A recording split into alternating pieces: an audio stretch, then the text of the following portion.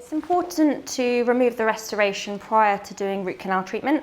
The main reason is because without doing that, we're never sure what's underneath the restoration. So whether there's cracks, whether there's caries underneath, how much tooth is present underneath.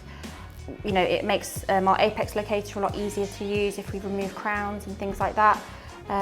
There's a lot of studies that have been done on this. So Abbott did one in 2004, and what he did was assessed the tooth before the restoration was removed clinically and radiographically, and compared it to after he'd removed it, and he found significantly, I mean, in terms of micro leakage, nearly 100% of restorations were leaking, and from personal experience that's exactly what I find. So for me it's really important to remove everything prior to starting root canal treatment. There are certain circumstances that I wouldn't remove the restoration.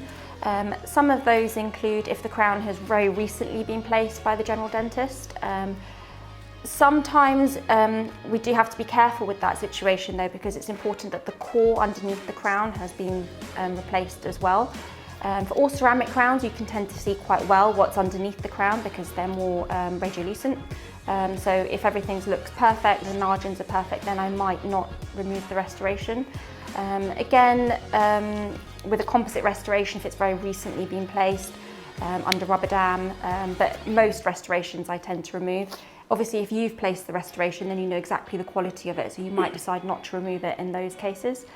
Also, if there's a long span bridge, and you know it would involve removing quite a long span bridge, then sometimes I'll consider not removing the restoration, but I'll always very carefully consent the patient prior to that.